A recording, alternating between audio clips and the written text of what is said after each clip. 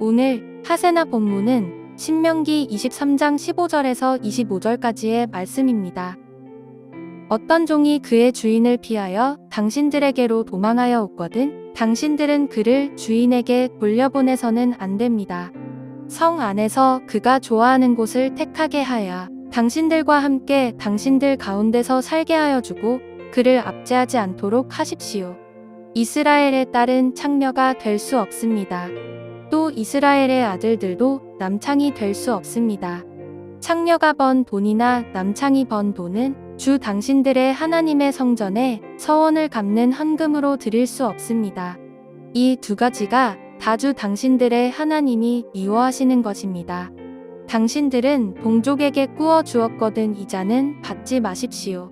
돈이든지 곡식이든지 이자가 나올 수 있는 어떤 것이라도 이자를 받아서는 안 됩니다. 외국 사람에게는 꾸어 주고서 이자를 받아도 좋습니다. 그러나 동족에게서는 이자를 받지 못합니다. 그래야만 당신들이 들어가 차지할 땅에서 당신들이 하는 모든 일에 주 당신들의 하나님이 복을 주실 것입니다. 주 당신들의 하나님께 맹세하여서 서원한 것은 미루지 말고 지켜야 합니다. 주 당신들의 하나님은 반드시 그것을 당신들에게 요구하실 것입니다. 그러니 미루는 것은 당신들에게 죄가 됩니다. 맹세하지 않은 것은 당신들에게 죄가 되지 않습니다. 그러나 한번 당신들의 입으로 맹세한 것은 반드시 지켜야 합니다. 당신들이 주 당신들의 하나님께 입으로 스스로 약속한 것은 서원한 대로 하여야 합니다. 당신들이 이웃 사람의 포도원에 들어가서 먹을 만큼 실컷 따먹는 것은 괜찮지만 그릇에 담아가면 안 됩니다. 당신들이 이웃 사람의 곡식밭에 들어가 이삭을 손으로 잘라서 먹는 것은 괜찮지만 이웃의 곡식에 낫을 대면 안 됩니다. 오늘 본문은 하나님의 백성으로 일컬음 받는 백성이 지켜야 할 생활에 관한 계명을 나누고 있습니다. 15절에서 16절을 보면 어떤 종이 그의 주인을 피하여 당신들에게 피신하거든 그를 주인에게 돌려보내서는 안 된다라고 명령하며 시작합니다. 사실 이 내용은 당시 알려진 모든 고대 근동의 법정과 상충합니다. 종은 물건입니다.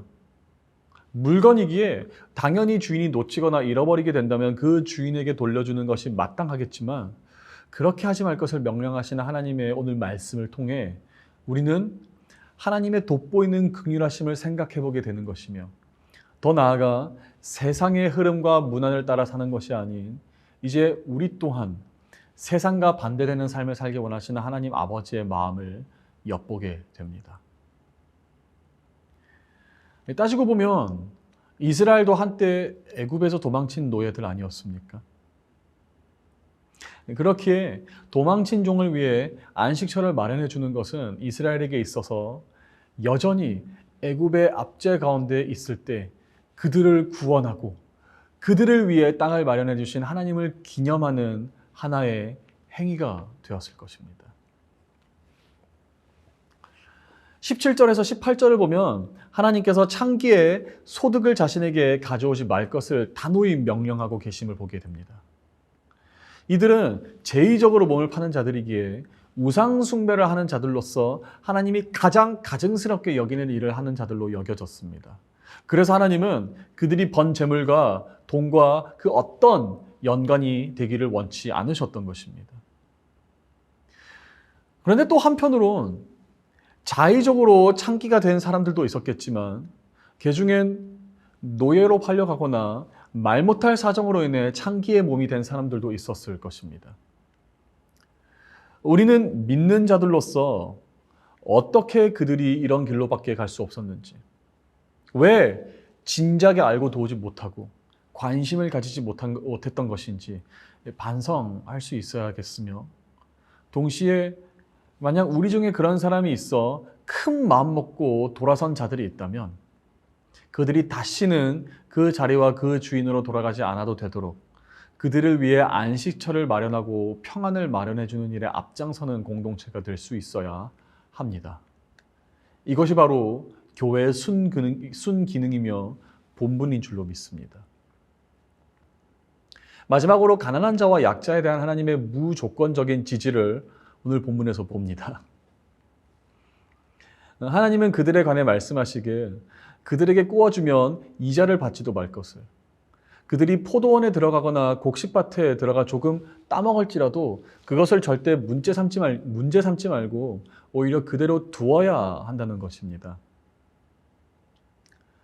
사실 오늘날 우리들이 이 말씀을 읽다 보면 고개를 갸우뚱하게 되기도 합니다. 아무리 봐도 이런 하나님의 사람은 너무 일방적이며 불공평해 보이기도 하며 편애 같아 보이기 때문입니다. 그러나 사랑하는 여러분, 하나님의 이러한 명령에선 발견할 수 있는 그 어떤 반전의 내용이 없음을 알고 계실 것입니다. 하나님은 말 그대로 아무리 편애하는 것처럼 보인다 할지라도 약자와 가난한 자들을 향한 무조건적인 호의가 있는 분이심을 오늘 신명기 본문에서는 아주 정확히 밝히고 있는 것입니다. 따라서 이젠 우리도 그들에게 인색하지 말아야 할 것입니다. 순간순간 상식을 운운하며 나의 이익을 계산하고 싶어질 때도 있겠지만 우리 사랑하는 높은 뜻 푸른 교회 성도 여러분, 이 일이 바로 우리 하나님께서 기뻐하는 일이 됨을 기억하실 수 있기를 축복합니다. 또한 더 나아가 앞으로 계속해서 우리 주님을 닮아 이렇게 살아감으로 세상과 구분된 삶을 살아가게 되는 것이 가장 큰 기쁨이자 행복이 되는 여러분이 되실 수 있기를 주님의 이름으로 축복합니다. 오늘의 아시조는 가족들과 함께 식사하기입니다. 모두 바빠서 함께 식사도 제대로 못했다면 오늘은 함께 시간을 정해서 식사를 하면 어떨까요? 오늘의 아시조 함께 하시죠.